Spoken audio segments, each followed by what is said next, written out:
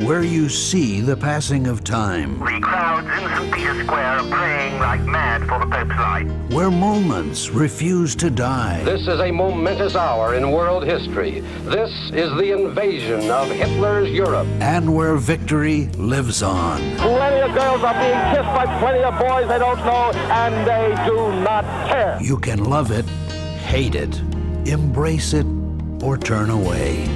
Lennon was shot to death late last night outside his apartment building. But it is a past we all share. Come on out here and give me a salute. Big Navy salute. This is where yesterday has a home, where we wonder what it was like back then. Go forward, knights, in safety. And not too long ago.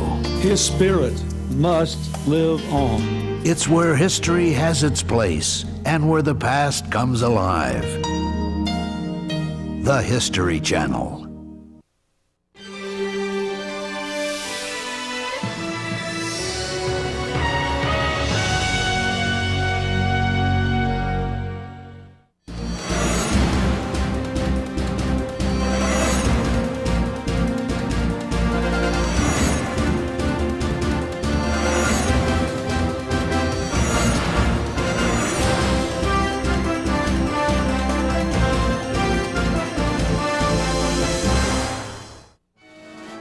Charlie Chaplin was Hollywood's first international superstar and greatest paradox. A comic genius capable of tremendous cruelty to his own children and the teenagers that he tended to marry. A millionaire who lived majestically but complained about the evils of capitalism. Charlie Chaplin made people laugh, at least those who didn't know him well.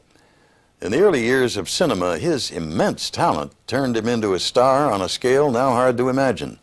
There were endless lines to see his movies. He was, without question, the world's most popular entertainer, but certainly not the happiest. Chaplin's mother and grandmother had both gone mad, and he feared that he would come to the same end. He found comfort in hundreds of one-night stands with a preference for young women. He later became a supporter of Joseph Stalin, even praising the dictator's bloody purges, and he was eventually banned from America. There's no doubting Charlie Chaplin's abilities. He was an unrivaled master of film and comedy. But he was also, in the words of one of his many lovers, the most baffling man who ever lived. With The Little Tramp, Charlie Chaplin created the most recognizable character in history. With the life he led, Chaplin created one of the greatest rags to riches stories ever told. Few have experienced such extremes in adulation and revulsion. He said himself that he was better known than Jesus Christ, and come to find out he was right. There were places in the world that laughed at his humor that had never heard of Jesus Christ. You see, Charlie was such a complete autocrat that when he snapped his fingers, the world sort of moved on its axis. Are you a communist? I am not a communist. He wasn't really a bad guy at all. A tortured man, I must say. Driven, insecure, enormously insecure. He'd have been a great con man, because he could make you believe anything in the world.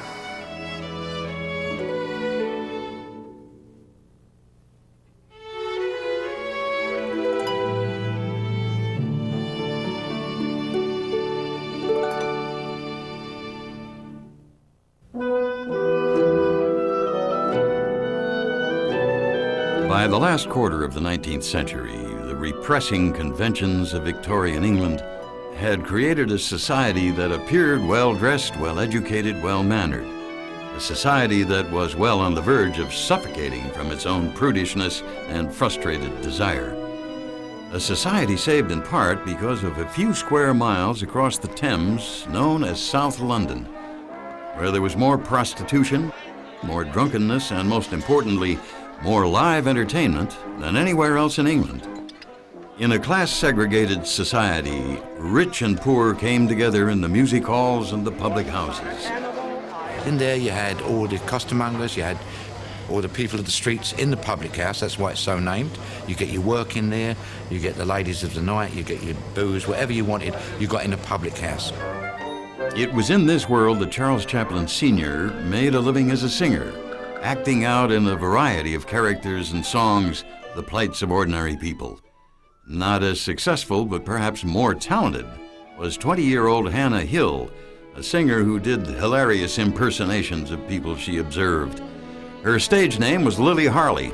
In 1885, Hannah gave birth to a boy, Sidney. The father, to this day, unknown. 14 weeks after her son's birth, she met and married Charles Chaplin Sr. 4 years later, on April 16, 1889, Hannah gave birth to their only son, Charles Spencer Chaplin. There is no official record of his birth, although Charlie later insisted he was born on East Street, just around the corner from the birthplace of half-brother Sidney. Chaplin wrote in his autobiography, "To gauge the morals of our family by commonplace standards would be as erroneous as putting a thermometer in boiling water." His father went off touring the American music halls, and when he came back home about a year later, he found that he had a newborn child that he really hadn't expected. And Mrs. Chaplin had been having an affair with another music hall performer. And I think it was at that point that Charles Sr. walked out, and I think probably at that point that he began to drink very heavily. Chaplin Sr., claiming correctly he had only one son, rarely paid child support. Hannah's son by entertainer Leo Dryden lived with his father while she, Sidney, and Charlie struggled to survive on their own, moving in the middle of the night from one flat to the next if they couldn't make the rent. Unable to perform due to blinding headaches, Hannah earned a meager wage as a seamstress. Charlie and Sidney became street-savvy gutter snipes, earning money with their wits or with their talent. A lot of those pubs were like theatres. The children would be outside doing their own little bit of theatre, hoping for maybe a farthing or a halfpenny or a penny. And they would be tap dancing on the beer hatches outside. Education ran a distant second to survival. The longest stretch Chaplin attended one school was a year and a half. When the poor could not support themselves, they came here to the Lambeth Workhouse on Renfrew Road. Hannah, Sidney, and Charlie were admitted in July of 1898 and separated from one another. 3 weeks after their admission, Hannah arranged for a discharge just to see her sons. They spent the day in nearby Kennington Park, eating a lunch of black cherries and tea cake, the boys playing with a ball made of crumpled newspaper and string. At sundown, they were readmitted to the workhouse. 3 weeks later, Hannah Chaplin began a 7-year cycle of admissions to asylums until she was institutionalized for good. He would never go in a London park. He said, "Oh, they're places of great melancholy and make me very depressed." Charlie's father arranged for his son to live on Kennington Road with the Jackson family of performers. For nearly 2 years, he clog danced as one of the 8 Lancashire lads.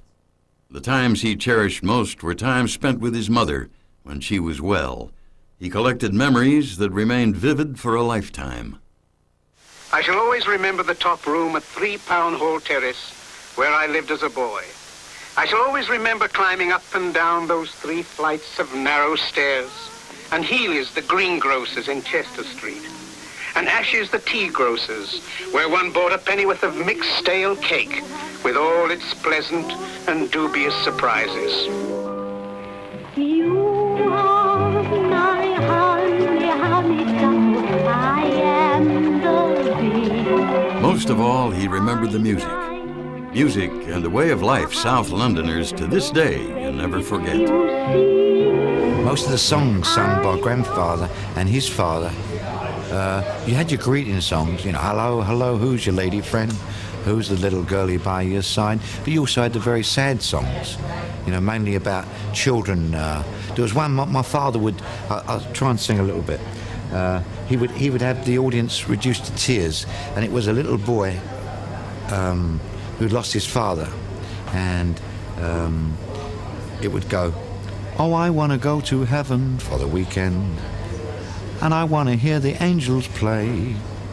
Although I'm only 7, I want to go to heaven. I want to see my daddy for a day. I've saved up all my pennies for the journey. And so, that's good. And so, this was very sad, and everybody would cry at mine because they could associate with these sad songs. And as Chaplin's father and all this melancholy stuff, it was all there. They couldn't escape it. Couldn't escape it. Charles Chaplin Sr. died in 1901 of alcoholism at the age of 37 and was buried in an unmarked pauper's grave.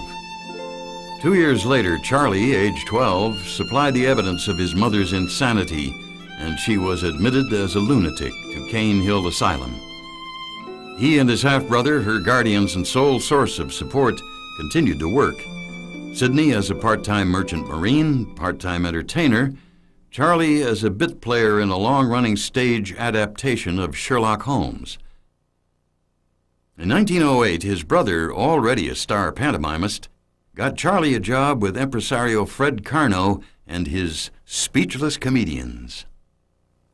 Fred Carno had buses that went from one theater to another. And my mother used to say they'd get in the bus, and not with Charlie, but this was also what Charlie did, that they'd get in the bus and they'd change their makeup and change their costume to go to the next theater, because he had all of these different sketches at different theaters. Charlie enjoyed his craft, but always was nervous in front of an audience.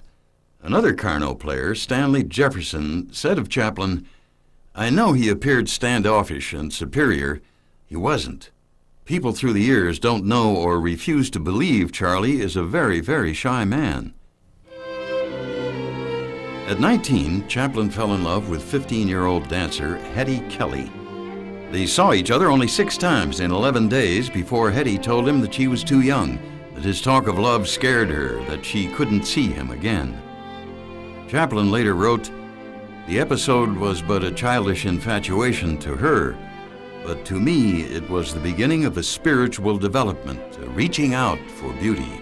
With the exception of his mother, Chaplin formed in his 6 visits with Hetty the most powerful attachment of his youth. The next year, Charlie created a minor sensation with his send-up of a drunk. Because Sidney Chaplin was a much bigger star and too valuable to lose to American vaudeville, Fred Carno dispatched his brother on a tour of the United States. Charlie Chaplin never lived in England again. In October of 1910, as Chaplin's ship approached land, members of his troupe remember that Charlie waved his hat and shouted, "America, I am coming to conquer you." Chaplin would spend most of the next 3 years touring the States, playing a drunk.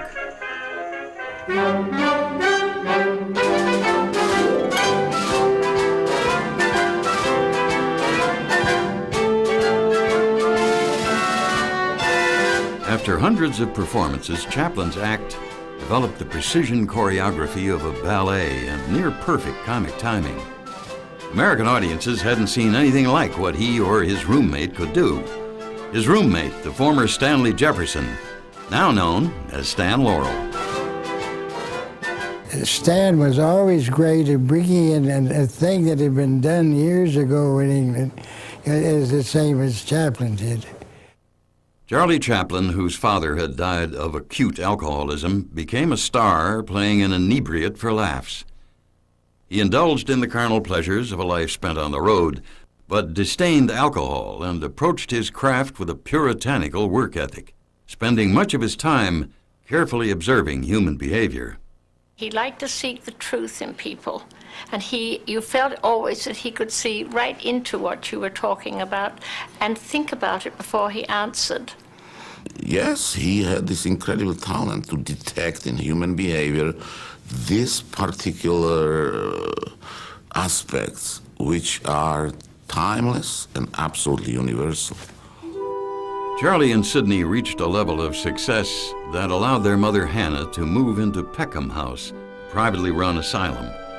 In August 1913, Chaplin, who rarely wrote letters, explained to his brother Sidney that he was taking a job with Mack Sennett's Keystone Film Company for $150 a week.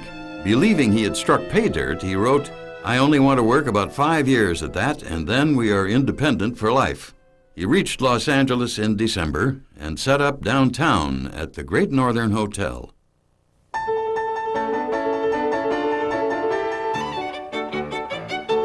Comedy king Mack Sennett had a few simple rules.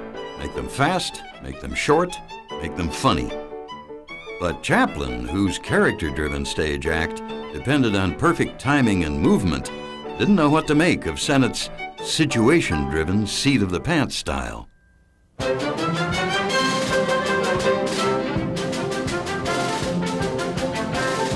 Charlie hated his first screen appearance and bridled at being told what to do. He fought constantly with his director. The critics were kinder than Charlie, one calling him a comedian of the first water. Miraculously, in a film released just 5 days after Making a Living, Charlie Chaplin had taken control and introduced the character that would make him the most famous person in the world. Chaplin said he decided on the costume on the way to the wardrobe department. He wanted contrast. Small hat, big shoes, baggy pants, tight jacket. He wrote how the costume conjured the character. By the time I walked onto the stage, he was fully born. That's why they used to say, well, how did he get this tramp outfit? Well, that was from poverty. He says, to be respectable in England, you'll see a lot of bums with horrible, got food spots all over their clothes, but they'll have a necktie on with a soiled shirt. It was trying to be dignified, which made that character. I mean, that made that Little Tramp character. You had cart minders. There was one cart minder which Charlie would have observed from this pub. He had these terrible feet. There were nicknames for him, you know. I think they called him Scrumpy. There were several of them. Another guy, Twinkle Toes. Their feet were so sore in their bunions that they cut the side of the boots to let the bunions and ease their feet, and they do this little shuffle, you know. And they said that's where he got his idea from his little walk, you know. He saw a little gait, a sore walk from these people in the streets. In Kid Auto Races, filmed at a real car race in Venice, California, Chaplin decided on the spot to have his character become fascinated by the camera filming him. Critic Walter Kerr wrote that Charlie established himself as one among the audience, one among those who are astonished by this new mechanical marvel. Mack Sennett came to appreciate Chaplin's maverick style. 3 months after his arrival at Keystone, Charlie produced and directed his films. Films that focused on his character's reaction to a situation more than the situation itself. That was the great gift that Charlie Chaplin had. It's not pantomime, it's comic motion. In the comic motion, what I mean by our comic motion is you walk through something and you're funny without even trying to be funny. In his 10 months at Keystone, Chaplin made 34 short films known as one-reelers. He also appeared in the first feature-length comedy ever made, Tilly's Punctured Romance, which marked the last time Charlie Chaplin was ever directed by someone else. In 1914, Charlie jumped to the S&A Film Company in Chicago for $1,250 a week and a $10,000 signing bonus. But he hated the assembly line style of S&A, hated working from a script assigned him by Scenario Department Chief Luella Parsons, future gossip queen of Hollywood. He made just one film in Chicago, one film in which Gloria Swanson, future screen queen of Hollywood, made her forgettable debut.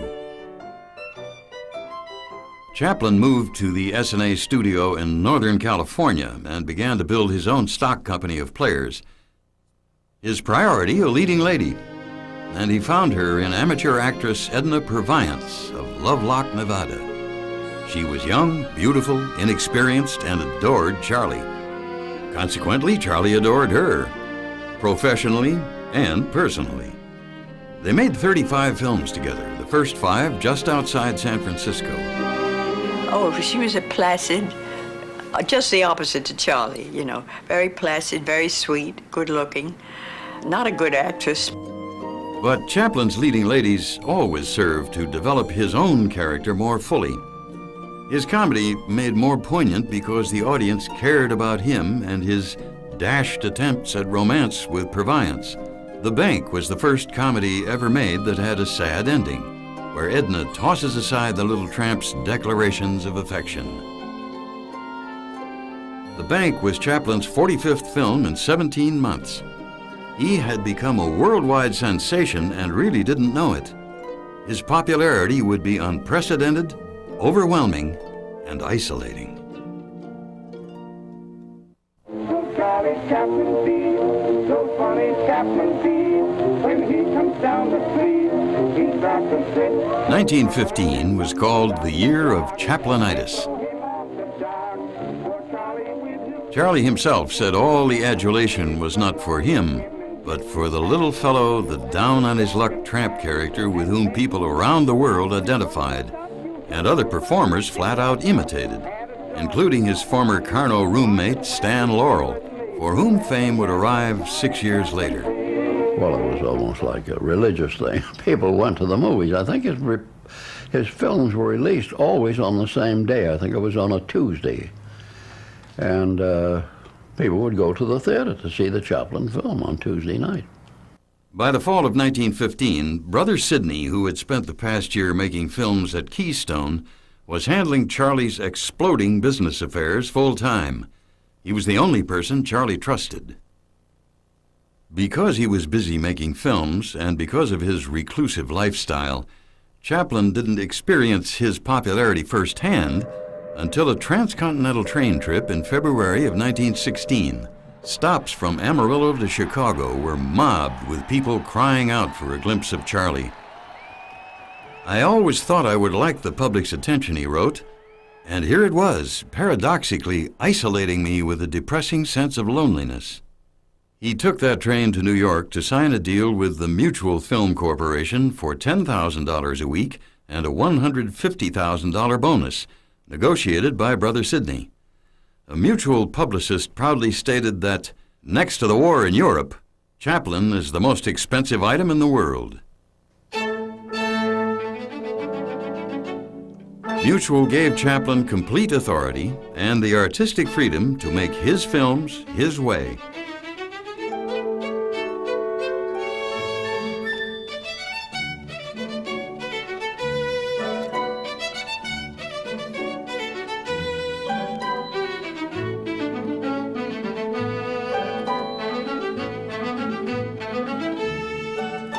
Early on, Chaplin created a support team that changed very little through the years.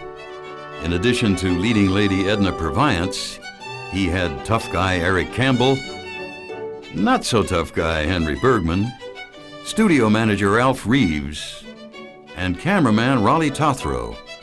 Their fierce loyalty did not go unrewarded. And you know, there was a payroll that he kept going for all the years that he didn't make pictures. There were people on that payroll who had been with him at the beginning and got their check every week. He's the most lovable, likable person in the world. When everything is going right, you know, as far as he's concerned. He could be like a Jekyll and Hyde. 1 minute he's just swelling and then he can be all mean. All he has to do is give you a look or you can feel him. Geez, you hate your guts. Chaplin demanded a lot of himself, and he was no less exacting directing others. He would give them every single move. So, you know, some people like Purviance was really not a good actress at all. She just would imitate what he told her to do. Chaplin neither wrote about nor discussed his filmmaking process.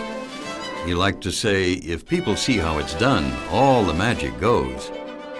A few years after Chaplin's death, his widow allowed documentarians Kevin Brownlow and David Gill unprecedented access to his film vaults. What they discovered and included in their documentary, The Unknown Chaplin, was a revelation. Because he didn't have a script, because he was the director and the star, he rehearsed, in effect, on camera. And if it took him 50 or 60 goes, so be it. And in that, not only did the performances evolve, but the actual story evolved. And no one had guessed at that. And that was, again, that realization evolved with us. You notice that he never puts a take number. Right. It's simply, he just puts another number up. And however far behind schedule he was, he always used to say, we're only a day behind. And it didn't bother him. Why should it matter how long it takes or how difficult it is if the final result works? He worked in a room, absolutely austere room, where was nothing but a hard chair and a table and a little window so high that you couldn't look out, just to eliminate any distraction from a hard concentration on what he's doing, you know. In his off hours, Chaplin was no society gadabout. His 1917 income was $500,000. His personal expenses, $500, a sum the once impoverished Chaplin would have considered a fortune. A friend described him as more anxious than stingy about money. He lived at the Los Angeles Athletic Club, where he and Edna met for quiet dinners. Although, during his 40 years in Hollywood, he said he had only one true friend.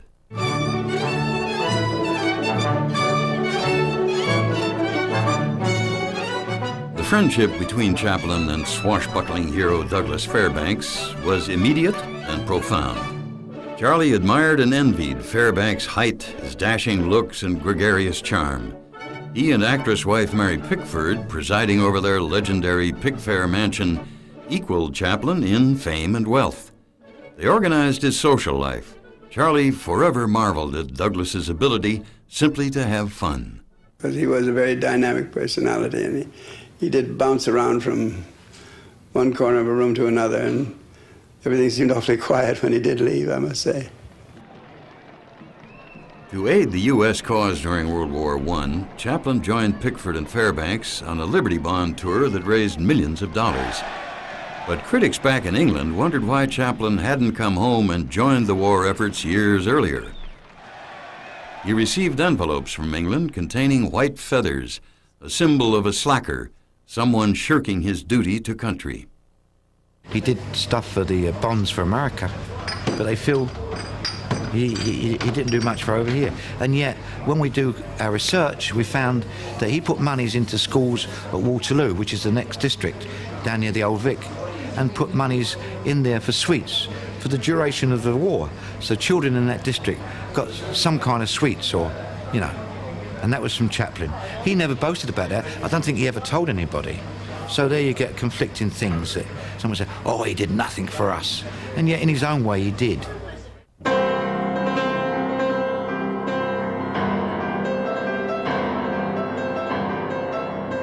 In addition to a short film he made exhorting the public to buy Liberty Bonds, Chaplin produced Shoulder Arms, a film about the tramp serving in World War I. He offered it to theaters around the world at no charge. What would be more useful for Charlie Chaplin to die as another unknown soldier, along with all the rest in one of those idiotic, wasteful battles on the First World War, or to have gone on to make those films? Throughout World War I, Chaplin's shorts provided military hospitals with much-needed comic relief.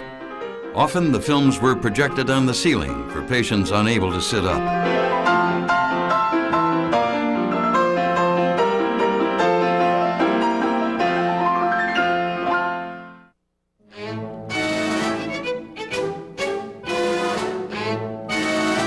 In January 1918, his obligations to Mutual fulfilled, Chaplin began working for First National, a group of theater owners who wanted to produce the films they exhibited.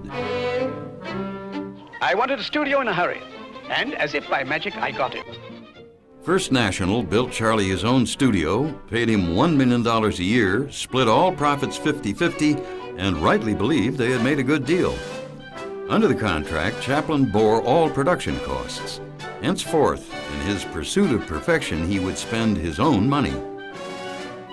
Fine by Charlie, who declared, "The day of sausage pictures is over."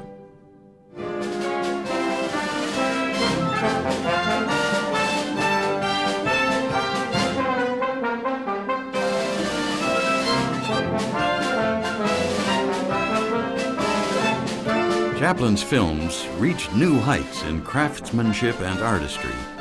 But a year and a half into his contract with First National, he learned the major studios had a plan to end skyrocketing star salaries by merging with distributors, thereby creating a monopoly. Chaplin joined the industry's other biggest names, Douglas Fairbanks, Mary Pickford, and director D.W. Griffith, to produce and distribute their own films. The formation of United Artists marked the birth of independent film production.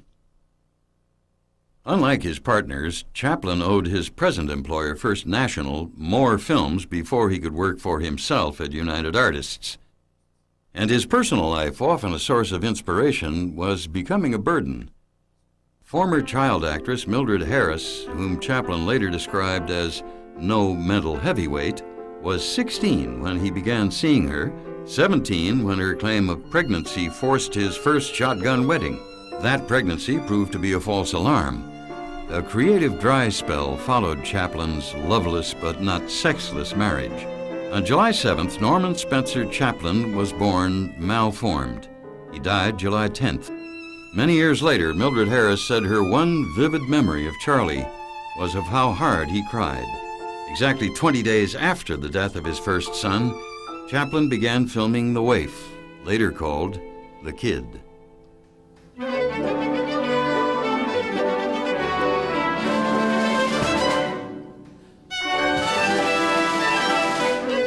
The Kid, about the tramp taking in and raising an orphan baby, was Chaplin's second attempt at making a feature-length comedy, something even the greats doubted could be done successfully. Comedy is short. You got to do a half hour, but I can do a half hour at 20 different ways and make it funny. Add another 5 or 10 minutes of that, and it's done. If you ever let them stop laughing, you can never pick it up again. Similarly, I don't think you can make a feature film with just ha-ha comedy, with just gags and laughs. After a while, you get tired of. The feature length is what does it.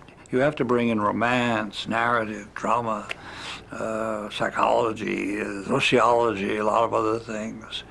And so to me, Chaplin kept ascending as his films became longer and more ambitious.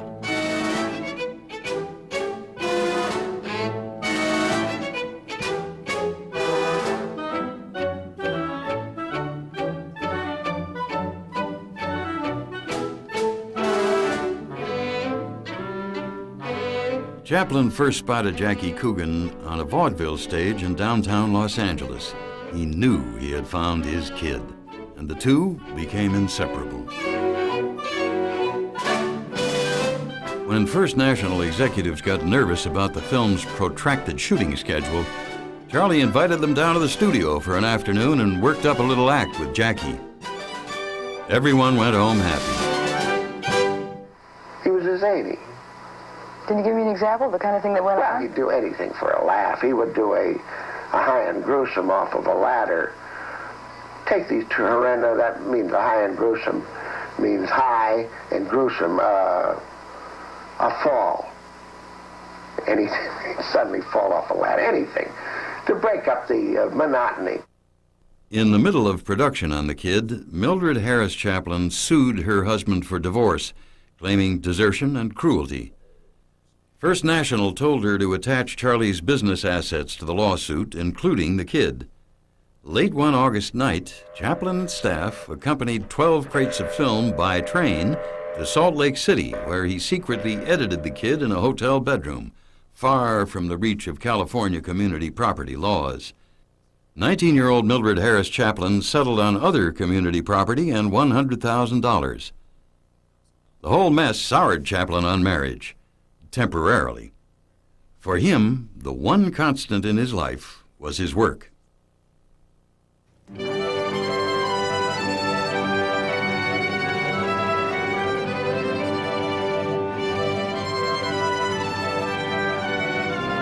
You see so much autobiography because this absolute terror of the prospect of the little boy being taken into care and put into an orphanage.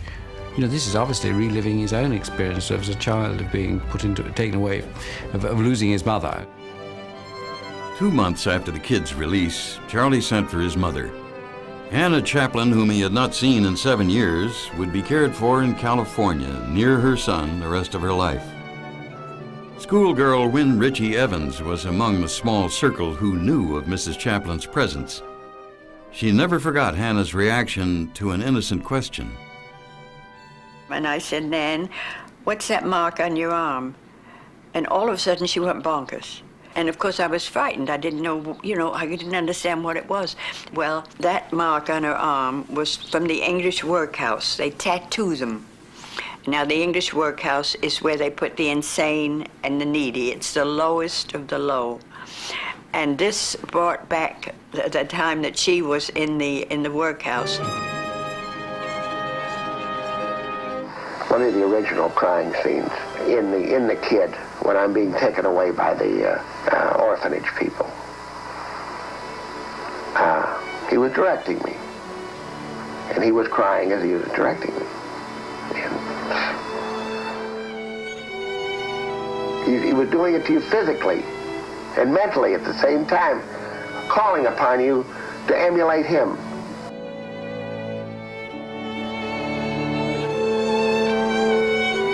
The Kid opened in 1921 and became a worldwide phenomenon. Jackie Coogan became a beloved symbol of all the orphans of the recent World War. Years later, when Coogan fell on hard times, Charlie helped him without hesitation. At a chance meeting in 1972, he greeted the 57-year-old Jackie with a warm embrace, and he then whispered into Mrs. Coogan's ear, "You must never forget, your husband is a genius."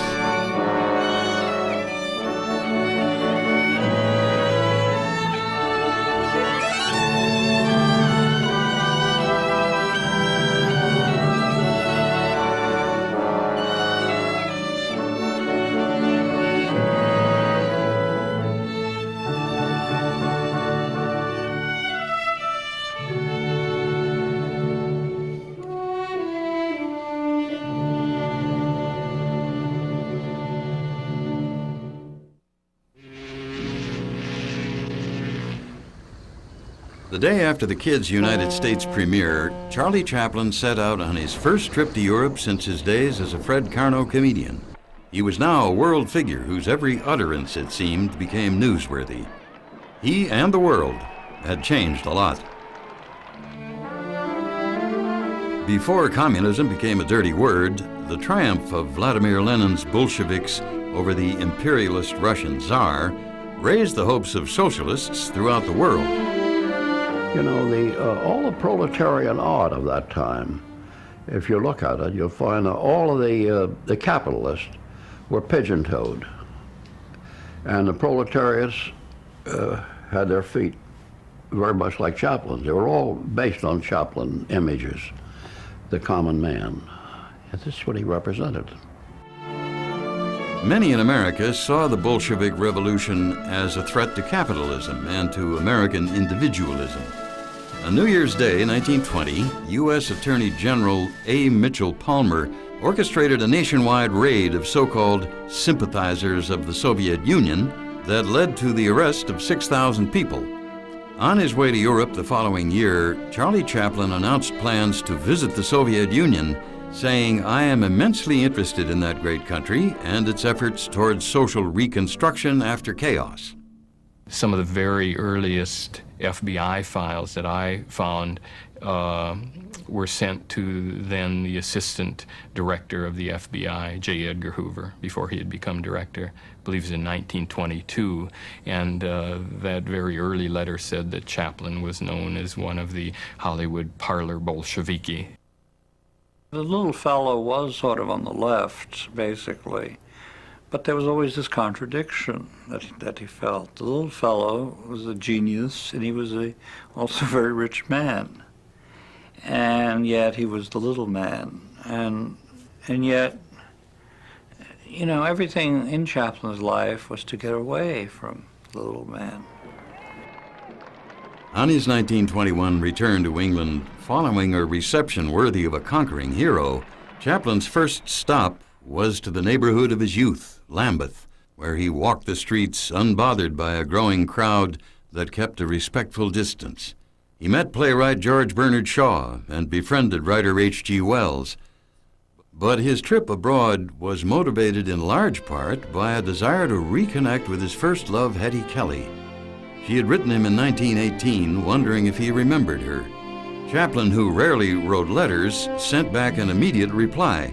Charlie never knew if she had received it, but he learned on his first trip back home that Hetty had died of influenza 3 years before, the year that she wrote him. Chaplin returned to California, moved into a Hollywood Hills rental, fulfilled his first national contract with 3 subpar efforts, and launched into a steamy, tempestuous 8-month affair with Pola Negri, the humorless tragedy queen. Because of her high profile and her age, pushing 30, she was Chaplin's most unlikely lover. Finally, Charlie began his initial feature for United Artists, the company he co-founded nearly 5 years earlier. Despite critical acclaim, A Woman of Paris, in which Chaplin did not star, bombed with the public. It launched the career of Adolphe Menjou and marked the end of the line for Edna Purviance, whose performance Chaplin had hoped would lead to dramatic stardom. His former lover and most enduring leading lady continued to receive a weekly salary for 35 years until her death.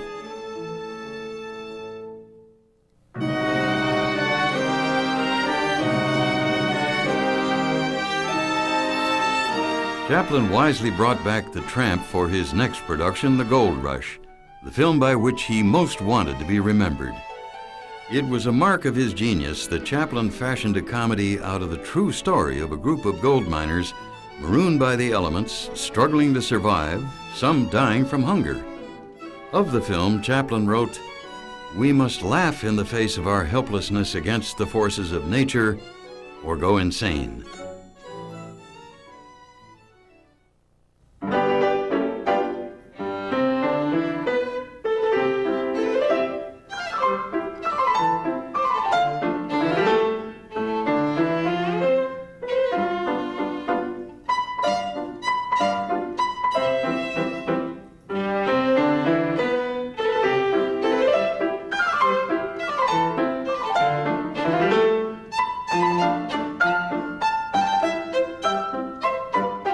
It took 3 days of shooting and mass consumption of licorice leather by Charlie and Max Swain before Chaplin deemed this scene acceptable. A little girl on the set never forgot it. You know, it was take 464, and in the meantime, he and Max Swain were eating all this licorice. And you know, if it had just been a couple of takes, that would have been one thing, but Charlie with his, it was 464, take 465, and the poor things, they had to keep running to the bathroom all the time because it was licorice was a very laxative thing, you know. And so they were quite ill, the two of them, but they kept at it until Charlie got what he wanted, you know. For his Gold Rush leading lady, Chaplin hired 16-year-old Lita Gray, who first caught his eye 4 years earlier as Lolita McMurray during the making of The Kid. She had played an angel in a dream sequence.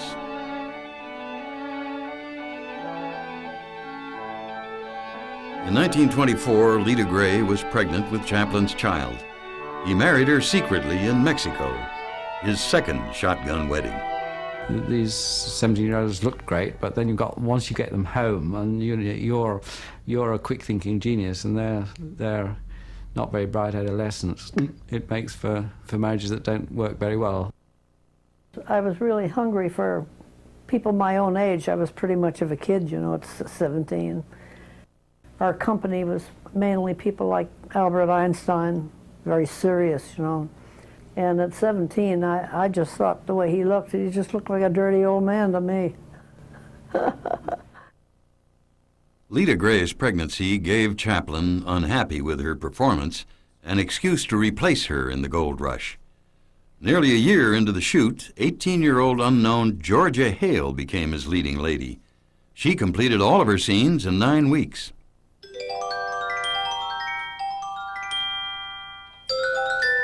The Gold Rush was a worldwide smash hit. At the Berlin premiere, the projectionist rewound and played this roll dance scene twice before continuing the picture.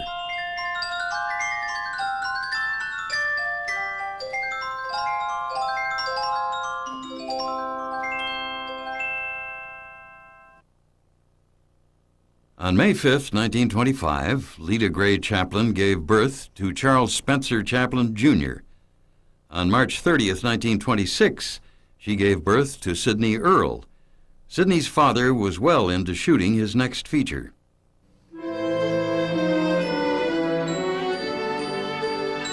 The production of The Circus, in which the tramp plays a clown who is only funny when he doesn't intend to be, marked two of the worst years of Chaplin's life.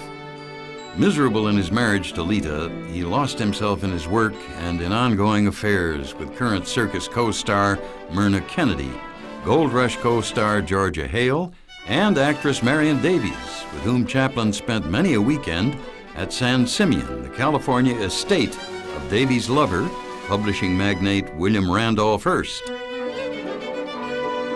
In this first known color film of Chaplin, shot at San Simeon, he clowns with Hearst's wife, Millicent.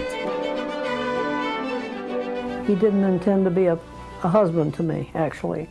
So I spent a lot of time at the window looking for his car to come driving up the driveway. My mother kept saying, you know, he'll change. But I was a pretty lonely girl there for a while. On September 28, 1926, fire ravaged the soundstage at Chaplin Studios. Nothing was going right. On January 10, 1927, Lita Gray Chaplin filed a 42-page divorce complaint against her husband. Mimeographed copies sold briskly on the black market as The Complaint of Lita. Sensational allegations included that her husband spent a very great portion of his time in the company of a certain prominent moving picture actress. Also, that upon hearing news of her second pregnancy, he accused her of being selfish for not having an abortion. And then, in a tirade, "What do you want to do, populate Los Angeles?" Well, then they painted a bad picture of my mother, too, I must say. Well, you have to when you're fighting in the courts. You go to, you know, they're going to make the worst. They say this little bum from Tijuana, not at all. I'll tell you, her background was 10 times better than his. 5 days after Mrs. Chaplin filed her complaint, Charlie suffered a serious nervous breakdown. 1 week later, the Internal Revenue Service stated that as a result of consistent underpayments dating back 10 years, Charles Chaplin owed $1.35 million in federal income tax. But the public's love for the character he created was profound. Chaplin's popularity would survive intact. Still, his days as the world's first Teflon celebrity were numbered. The unprecedented success and popularity of the Little Tramp character marked the first half of Charles Chaplin's career. But the success and popularity would erode as Chaplin and his public focused the spotlight less on the tramp, more on the man. In April 1927, Chaplin settled with the Internal Revenue Service, paying $1 million in back taxes. In August, 7 months after filing the divorce complaint with no resolution, his wife's lawyers announced they would name 5 prominent women with whom Charlie had been intimate during his marriage. Lita herself told Marion Davies she topped the list. Davies, terrified about how the news would sit with companion William Randolph Hearst, called Chaplin. 2 weeks later, Lita was awarded a settlement of $625,000, at that time the largest in U.S. history, and the 2 boys received trust funds of $100,000 each. Will Rogers summed it up best, saying, "Charlie's not what I would call a devoted husband, but he certainly is worth marrying."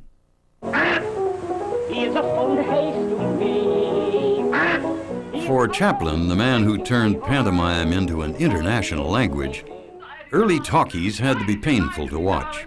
Why did you lie to me? Why? In May 1928, 5 months after Al Jolson broke the sound barrier with the jazz singer, Chaplin began preparing his next silent feature, City Lights. But in August, his work came to an abrupt halt when his mother became ill. On August 28th, Hannah Chaplin, age 63, died at Glendale Hospital of an infected gallbladder. A nurse reported that the day before she had heard mother and son laughing together. she was insane, and he never wanted anybody to know. So I, as a school kid, and my mother, and Amy Reeves, the wife of Alf Reeves, his manager, were the only people that knew she was here. We never mentioned it to anybody. Hannah's son Sidney had no such fear, but those closest to Charlie knew he was terrified he had inherited his mother's condition. He always figured he was going to go insane. And Sid always had figured that he'd get he was the main one in the will. And he said, you know what I'm going to do? And Charlie, yeah, he said, I'm going to make a big market out of this studio, a drive-in market. And I think now it's easy to see that that's the key to everything, is his fantasy about saving his mother from madness through his success, his money, his power.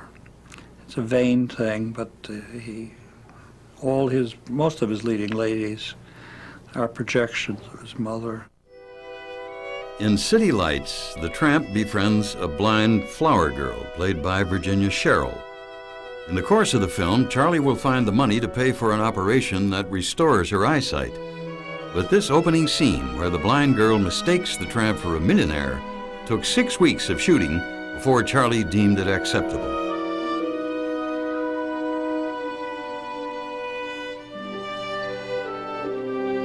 I think it took a lot of courage to always use his own money. He never borrowed any money to make any of his films.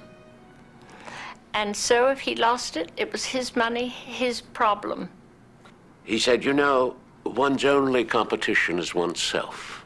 Your standard, you just don't want to be less good than you have been. On January 30th, 1931, nearly 3 years since beginning the project, City Lights premiered in Los Angeles. While his lovers, Marion Davies, Georgia Hale, and Myrna Kennedy, were all in attendance, Chaplin chose to sit with his special guests, Mr. and Mrs. Albert Einstein. The film received a standing ovation. The next day, Chaplin left Hollywood, not to return for a year and a half. He later wrote, "The disillusion of love, fame, and fortune left me somewhat apathetic." His friend Thomas Burke called him the friend of unseen millions and the loneliest man in the world. Chaplin's first destination was England.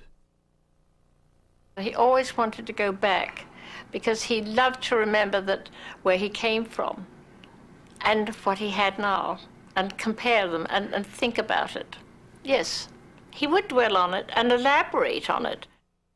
Chaplin had a London summit with Indian leader Mahatma Gandhi, who confessed he had never seen one of his films.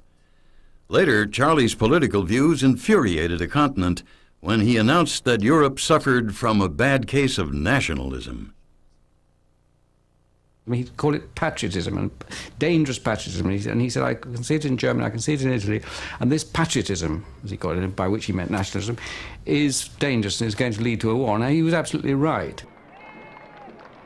Vienna gave Chaplin the biggest reception he would ever receive in Europe. But he left without meeting Vienna's most famous citizen, Sigmund Freud, who took the occasion of Charlie's visit to write a brief analysis.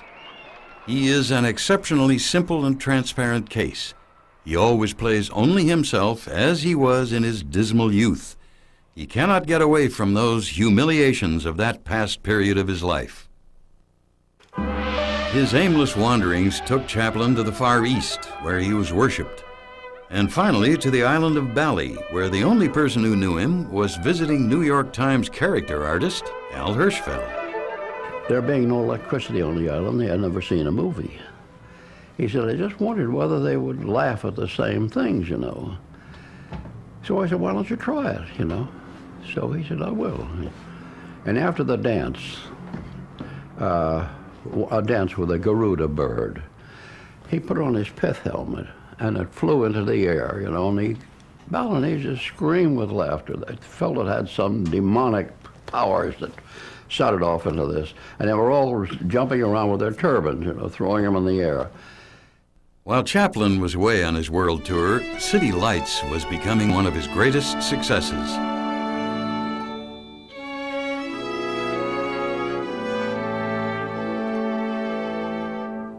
Of this scene where the now sighted flower girl realizes the tramp, not the millionaire, is her savior, James Agee wrote, "It is enough to shrivel a heart to see, and it is the highest moment in movies."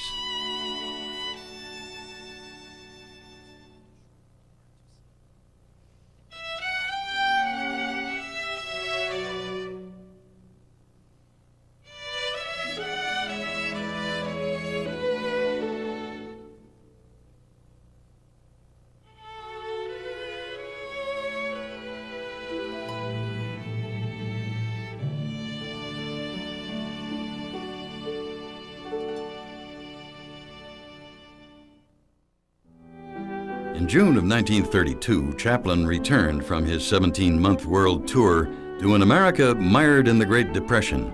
2 weeks after his arrival, he released to the press an article titled Economic Solution, where he called for one international currency and a more humane form of capitalism, one more protective of labor's welfare. He was on the side of the angels, you know. He was for the downtrodden, you know, and he got himself into a lot of trouble with that point of view, as everyone else did, who could read or write. Ever the astute businessman, Chaplin converted all of his stocks and bonds to liquid capital. He lost virtually nothing when the market crashed a year later. He was not a communist. Sam Goldwyn, who remained a friend of his always, said, "Charlie is the only true capitalist I've ever known." That's a quote. Do you see anybody important? I see Charlie Chaplin with Paulette Goddard. Soon after his world tour, Chaplin met 21-year-old actress Paulette Goddard. Like Charlie, she came from a broken home, and by age 14, she was the family breadwinner, playing a Ziegfeld girl on Broadway called Peaches. She was not in awe of him. She was his companion. And I think there's a great deal of difference there. Well, she was a very intelligent woman, which Chaplin could never handle. That kind of self-confidence and knowledge. And what he wanted always with these child brides and these nymphets. Since his divorce from Lita Gray, Chaplin had paid virtually no attention to his children. Upon moving into his Benedict Canyon home, Paulette insisted that he be more a father to his sons Charlie and Sidney, now ages 7 and 6. While their mother, Lita Gray, pursued a singing career, the boys lived with Lita's mother. Thanks to Paulette, they spent most weekends with their father. She was adorable. As a matter of fact, I used to sleep with Paulette until I was about 9. And one day my father said, "The boys, you can't sleep with Paulette anymore." I said, "Why can't we sleep with Paulette? We liked her." Charlie Jr. described his father as a strict disciplinarian and moody dreamer, the wild man of Borneo with his flashes of volcanic temper. Charles Jr., whose name proved a mighty burden, began drinking heavily in his adolescence, falling from grace with his father. But it used to hurt me because he'd invite me to the house and have a party with all sorts of people, they're well-known people, and he wouldn't invite my brother, who was a year older, the older brother, and I knew there was like a dagger that just hurt him so much. He was so sensitive to people, and in other ways he was completely absorbed in himself. How could you not know that it would hurt Charlie so much? That always, for a man who was sensitive, that always upset me. Chaplin's grand-scale sensitivity to the downtrodden never wavered. A vocal supporter of Franklin Roosevelt's activist government, he said the New Deal saved capitalism from complete collapse. Chaplin more than ever felt obliged to make his art reflect the angst of modern times.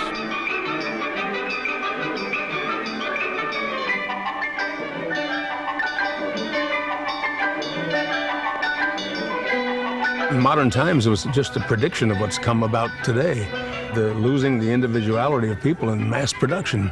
They become a bunch of sheep. You don't see the little drugstore, the toy store, Toys R Us. All these big things have just taken away tons of family businesses.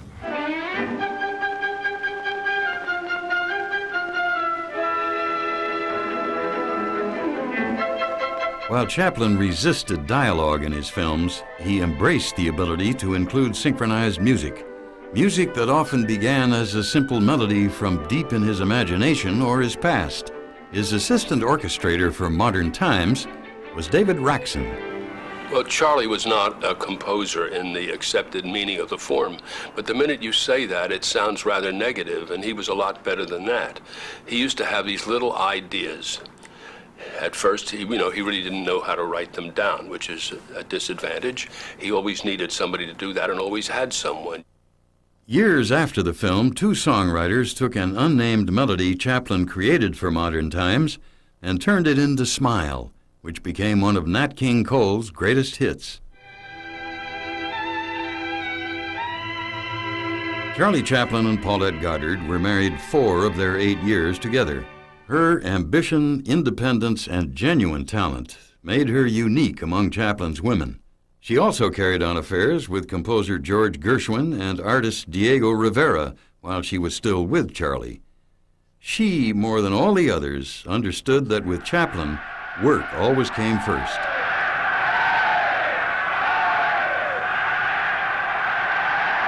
For his next film, Chaplin again found inspiration from world events. In the mid-1930s, when the United States maintained an official hands-off policy toward Adolf Hitler, the Hollywood Anti-Nazi League had 4,500 members, many of them refugee Jewish artists. In this colony of heightened awareness to fascism, Charlie Chaplin began a comedy about Hitler called The Great Dictator. The two shared eerie similarities. Adolf Hitler and Charlie Chaplin were born 4 days apart in April 1889. Both worked themselves up from poverty to achieve positions of autocratic power. Some have speculated the century's most evil man affected a toothbrush mustache to emulate the century's most beloved clown. When he impersonated Hitler, he adored himself in that uniform more than anything.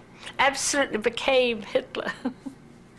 In November 1939, Douglas Fairbanks paid the Great Dictator a visit on the set. His career vanished with talking pictures, but never his spirit or his role as Charlie's best audience.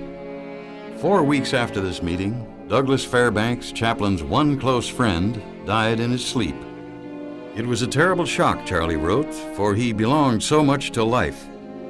6 days after the funeral, Chaplin returned to film one of the most inspired scenes of his career.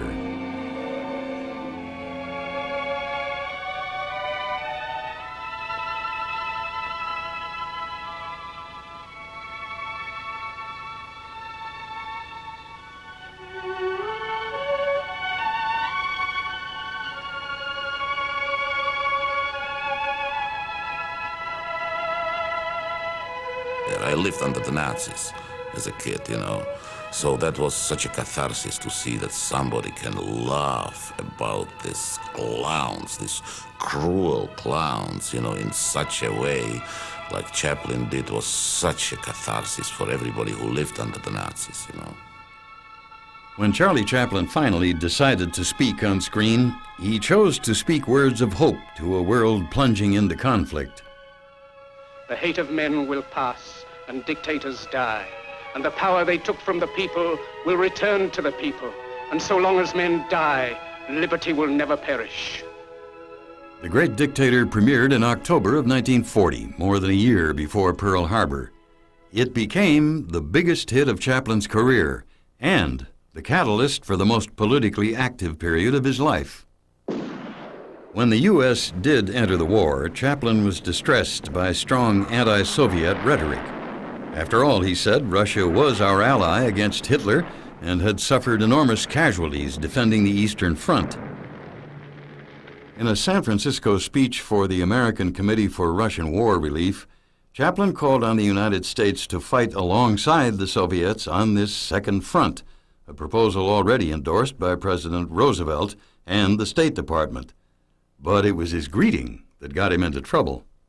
And my old man got up and naively said to all these longshoremen, tough bunch of guys, he said, "Comrades!" Wah! There's a roar like you've never heard a cheer. Well, some guy's writing all this down, that comrades, and now he's a communist because he said comrades. Well, then the State Department also asked him to go back to make the speech in Madison Square Garden. Same speech.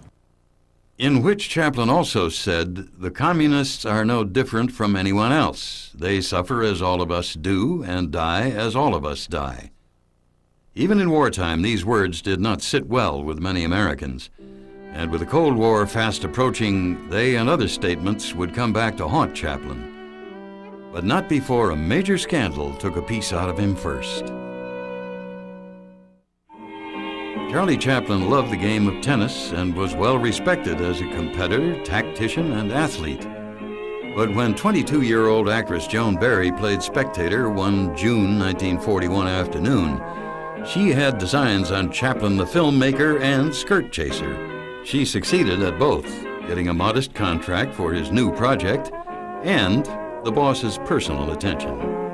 He would be mesmerized by whoever he decided that should, and so that became part of him, the work, and her. It was more that than this great amour for her personally. It truly was. 6 months into the job and the affair, Joan Barry began showing up at Chaplin's home at all hours of the night, drunk, hostile, sometimes throwing rocks at the windows if he wouldn't let her in. Less than a year after meeting her, Chaplin paid off Barry's contract and bought her 2 one-way tickets to New York. Case closed for now. But he still needed an actress for his picture. Say something. It's a silent film. Is it silent? Yes. 17-year-old East Coast debutante Una O'Neill turned her back on Vassar for a career in Hollywood. She made the father she rarely saw very unhappy. Her father was America's preeminent playwright, Eugene O'Neill. I do remember particularly that Una said when she was a little girl, a limousine would come to pick her up to see her father, and she would put on all her prettiest clothes and sit in the limousine and throw up. Every time. She was so terrified of seeing him. No, it's okay. Don't be so sorry. Chaplin never made the film that had brought Una O'Neill to his attention. Instead, he fell in love with her. She was beautiful, bright, extremely shy, and worshipped him. Because it was a real love affair. And he said, this is, Charlie said to me, this is the real thing, and it was too, in spite of the difference in their ages. Shortly after her 18th birthday, Una O'Neill married 54-year-old Charlie Chaplin. Her disapproving father, who hated Hollywood, Chaplin, and his track record with women, never met one of his 8 grandchildren. From the beginning, Chaplin and his wife built an invisible shield around their relationship, protection against a world both had reason to mistrust. On the evening of December 23, 1942, Sidney Chaplin dropped by the house on Summit Drive to have a chat with his father. And I got to the top of the stairs, and he said, what are you doing here? And he seemed very strange and nervous. And so I said, well, Pa, I just got to talk to you about this, and the door was open. So I walked into the bedroom. I thought we'd talk privately in the bedroom. And there was this lady with a gun. And of course, that took my breath away. I knew who she was. We'd been to dinner and things like that. The woman was Joan Barry, and she left Chaplin's house after he gave her some money. But 6 months later, she hit him with a $150,000 paternity suit, announcing to the world that the child she carried was conceived in December, presumably the night she broke into Chaplin's house. She was a little bit berserk, a little bit mad. She truly was. But before Chaplin's paternity trial, the federal government weighed in on the Barry case by indicting him for a violation of an obscure law, the Mann Act, designed to combat commercial prostitution and sometimes used to harass famous individuals. The Joan Barry case it was absolutely orchestrated by the FBI, and the evidence is all there. FBI documents obtained through the Freedom of Information Act paint a picture of a bureau, specifically a director, obsessed with creating long reports based on shaky, distorted, or false information. The Barry scandal opened Chaplin to charges of moral turpitude, and evidence suggests the FBI tried to link that to his alleged ties with the Soviets. A jury found Chaplin not guilty on charges that he illegally transported Joan Barry across state lines for illicit sexual purposes. Just 2 days after the verdict, red-baiting gossip-monger Ed Sullivan wrote in his column, "Had Chaplin lost his case, the Russian consul was authorized to turn over a Soviet plane to take the Chaplins to Moscow. He and Una are studying Russian, as I reported some time ago." The FBI were feeding nasty stories, mostly untrue stories, to the gossip columnists. It was quite orchestrated. Despite a blood test showing conclusively that Chaplin was not the father to Joan Barry's child, a judge ordered the paternity case move forward. After one trial resulted in no decision, a second found in favor of Barry. Chaplin was ordered to pay support amounting to $100 a week until the child reached adulthood. 10 years later, Joan Barry was committed to a state mental hospital. On August 1st, 1944, in the middle of her husband's public humiliation, Una gave birth to Geraldine Lee Chaplin. With son Michael's birth nearly 2 years later, the Barry case was considered history, and Chaplin had finally found personal happiness. But loyal colleagues like longtime cameraman Raleigh Tothero found Chaplin a changed man, someone who'd become a striving hobnobber of the intelligentsia, who, after modern times, had renounced the beloved Little Tramp. And he drifted away from that little character. He didn't want to use it anymore because it was more or less lowbrow. It wasn't the character that he wanted to be. He wanted to be the distinguished Chaplin now. Just as I thought. Phony. Fake. What? Glass, you silly ass. Glass. Monsieur Verdoux was Chaplin's first dark comedy, and a box office flop.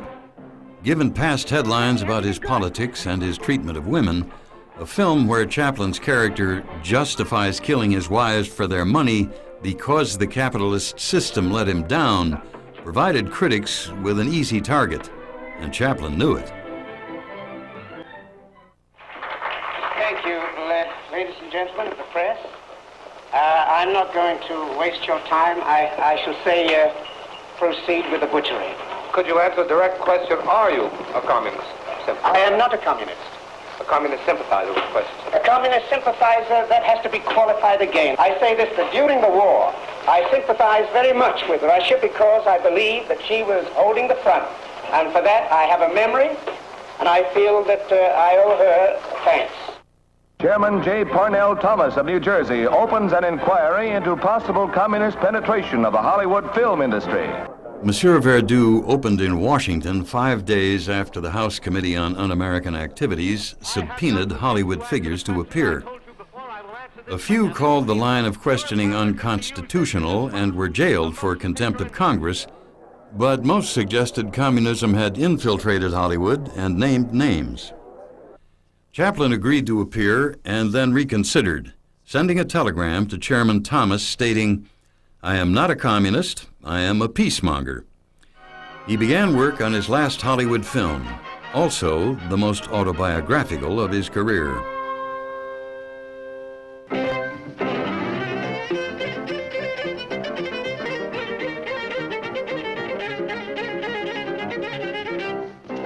Limelight is the tale of an aging music hall clown whose own spirit is renewed when he nurses back the health and confidence of a young dancer.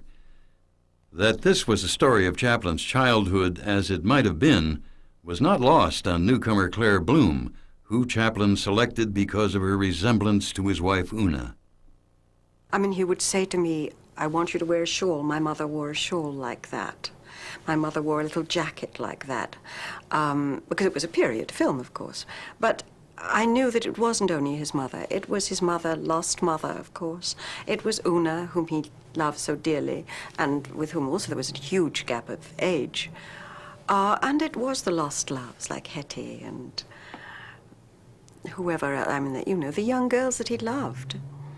It's his soul, his sweetness, his sadness. Nothing will ever separate me from that. Chaplin made Limelight a family affair. Son Sidney had a co-starring role. Son Charles played a policeman. Half-brother Wheeler Dryden, who had received an allowance from Charlie since 1918, played a doctor, and children Geraldine, Michael, and Josephine appeared briefly at the beginning.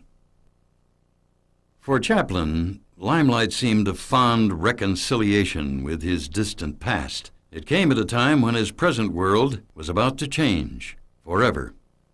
And he himself said, the first time I went to his house and said, "Oh, how beautiful it is, Mr. Chaplin," he said, "Yes, I don't know how long they'll let me stay here." He knew, I think, that it was a matter of time till they would do something, turn something on him.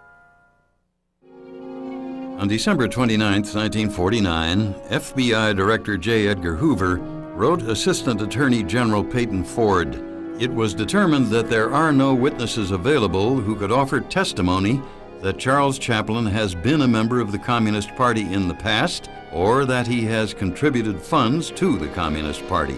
This letter did not mean that Hoover would remove from the voluminous Chaplin file any and all innuendo to the contrary. They had us as Polish Jewish family and knew nothing about all of the graveyards and everywhere where everyone is buried in England, but still pursued the fact that we were of a spy or Polish Jewish family and that his beliefs were totally communistic. Chaplin's fierce independence and perceived arrogance had always made him an easy target within his own industry, and gossip columnists like Ed Sullivan and Hedda Hopper may have been more willing to go after him because he never curried their favor, as most in the industry did without shame. He did what he wanted and made his own picture his own way. He was able to establish that, and there were people who resented that, some of the biggest people in Hollywood, I'm told. So they were eager to tear him down.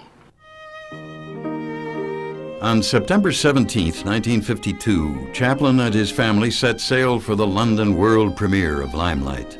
On September 18th, J. Edgar Hoover supplied Attorney General James McGranery with Chaplin's FBI file. On September 19th, the Attorney General rescinded Chaplin's re-entry permit, saying Chaplin is an unsavory character if what has been said about him is true.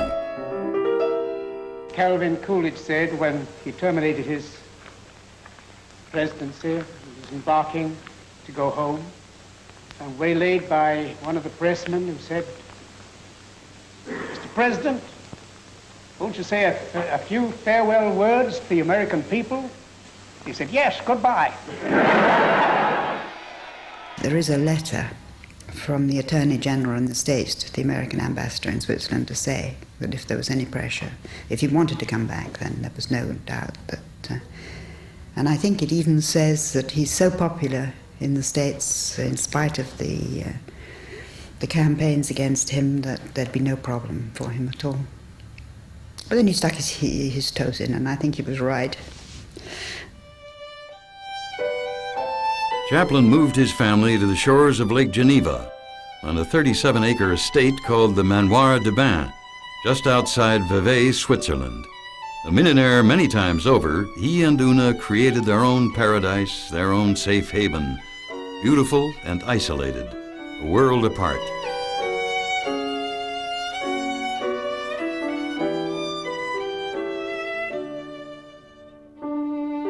They were really sufficient unto themselves.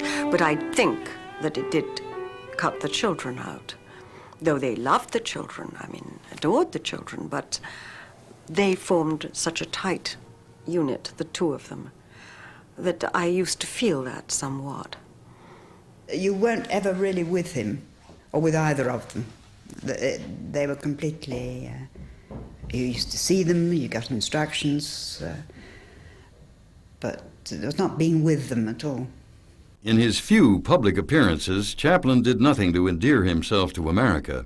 Here, meeting with Communist Chinese Prime Minister Zhou Enlai, and also in 1954, accepting the Soviet Union-sponsored World Peace Council Award. The New York Times wrote, "If Chaplin were less bitter, he would realize the Peace Prize is not a peace prize at all, but a prize to those who serve the purposes of a brutal and tyrannical imperialism."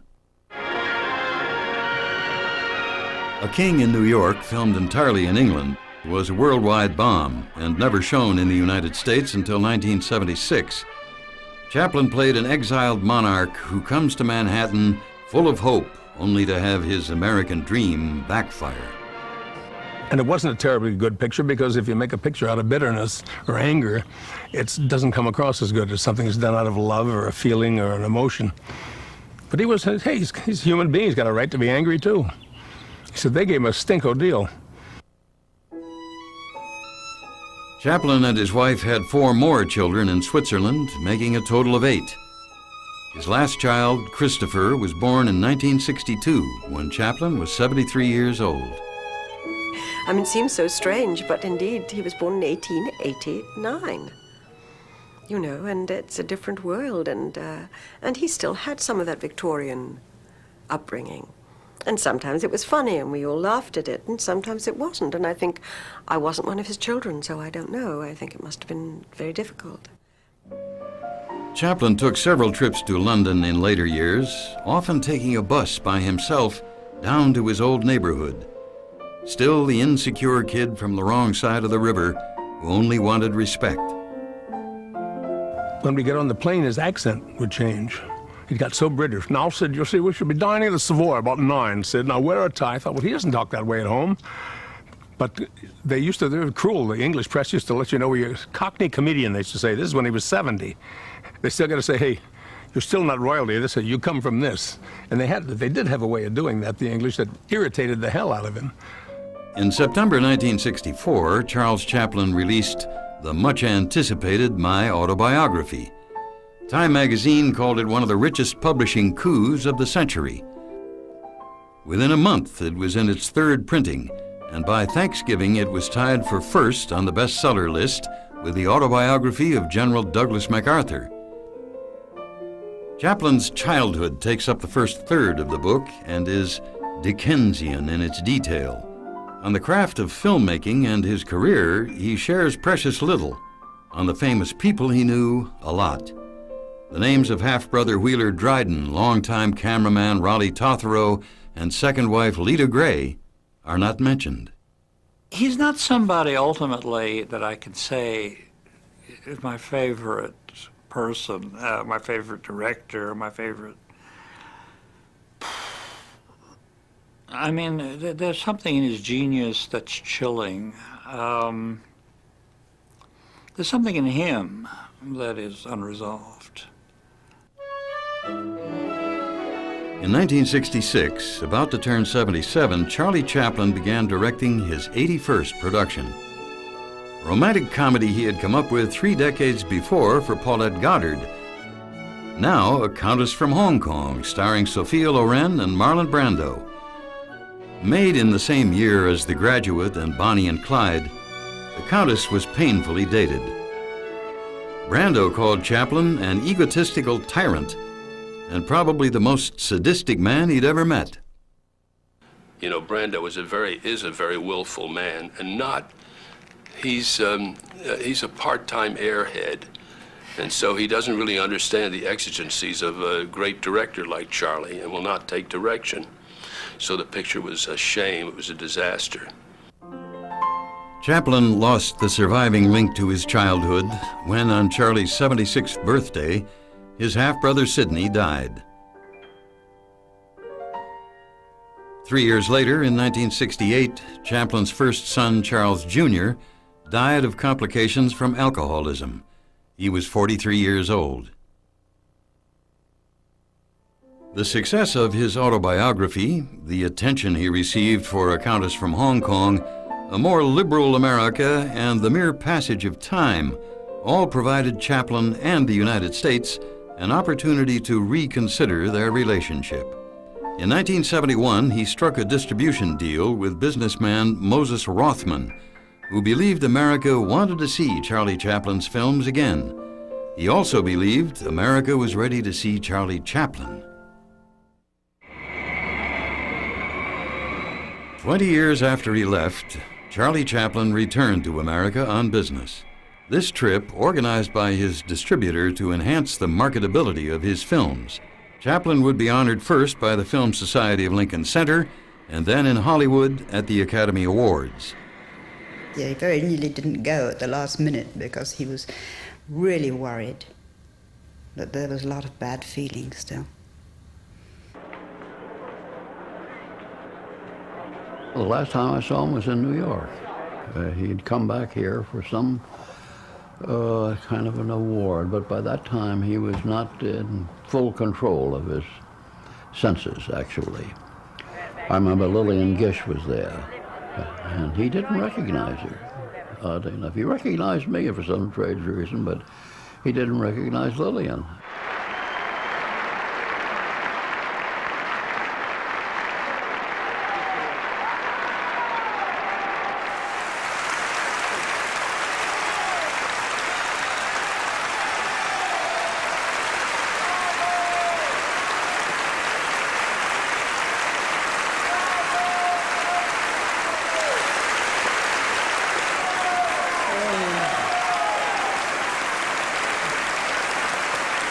Words seem so futile, so feeble. I can only say that thank you for the honor of inviting me here, and oh, you're wonderful, sweet people. Thank you.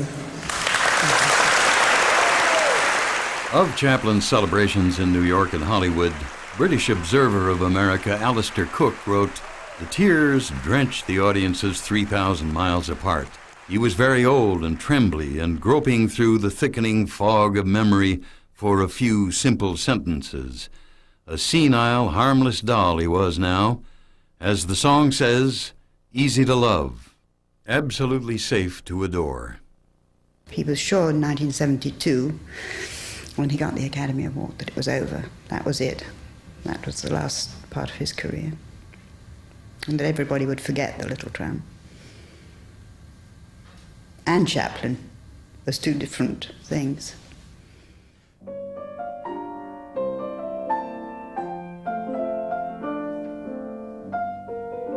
He lived long enough to know that the English had sort of lost their affection for him, lost their liking for his films. And Una Chaplin, who was very smart, said, "Oh, I can explain it. It's a peculiar kind of English romanticism.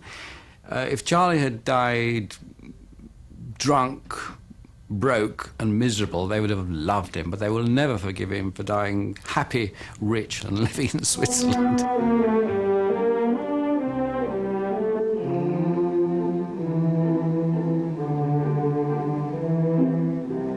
My mother used to sing this to me.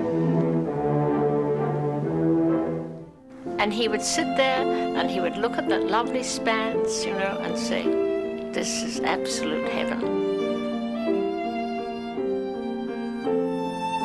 Charles Chaplin, who never liked Christmas because it reminded him of childhood poverty, died in his sleep at home the morning of December 25th, 1977. He was 88 years old. On March 2nd, 1978, his coffin was exhumed from a Vevey cemetery by robbers who demanded 600,000 Swiss francs for its return. The last document of Chaplin's voluminous FBI file is a March 8th memo stating the Bureau had been contacted by a psychic who claimed Chaplin's body was in a basement in a home in Germany. 1 week later, the robbers were caught, and the coffin was found in a Swiss cornfield. Una Chaplin reported that she was touched. The robbers had picked such a peaceful resting place. The coffin was reburied under 6 feet of concrete in a small cemetery closer to home.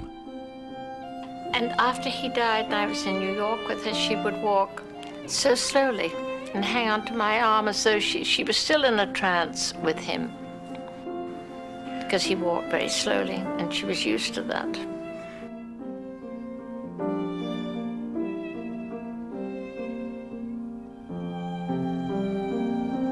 Una O'Neill Chaplin, in later years a reclusive alcoholic, died of pancreatic cancer in September of 1991.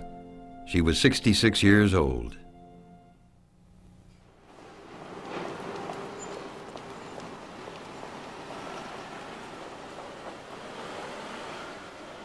I travel around an awful lot, and I never find such cynicism as I find in England. And if you look at the English papers and look at English television, it's cynicism. Now, the one thing, you cannot be cynical and like Charlie Chaplin. That's not possible. If you go through those sort of things, then it's gonna come out in you in later. No matter what money or what higher prestigious, what position you're in, it's gonna come out again. You know, that all that sadness and that poverty will stay with you forever.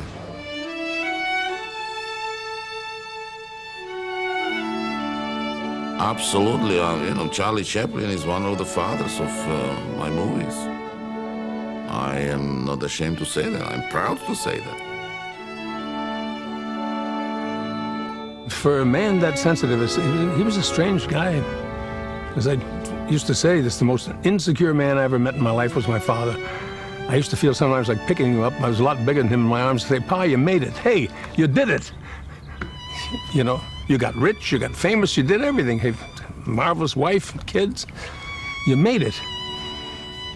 But also, if he'd have felt that way about himself, he never would have made the pictures either. His friend Max Eastman wrote of him, "He had to be understood as an untrained waif, a dream-endowed gamin, a delicate-minded gutter snipe, leaf of paper with sacred writings on it, blown through the streets of a London slum."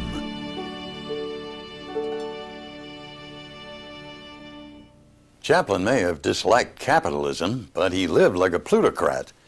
At the time of his death, his estate was conservatively estimated at $40 million, and his family has continued his entrepreneurial tradition. When IBM used Chaplin's image to promote their line of personal computers, the Chaplin estate charged the company $25 million a year. And last year, Chaplin's son Eugene announced plans for a luxury theme park dedicated to his father. The project, to be built on Lake Geneva in Switzerland, where Chaplin spent his final years, will cost $45 million. The park's theme will be a look back at the 20th century via Charlie Chaplin's movies. Movies as complex and original as Chaplin himself. As it sips the honeydew, they both promised to be true. Then he whispered to her words she thought divine. You are my honey, honeysuckle, I am the bee. I'd like to sip the honey sweet from those red lips you see. I love you dearly, dearly, and I want you to love me. You are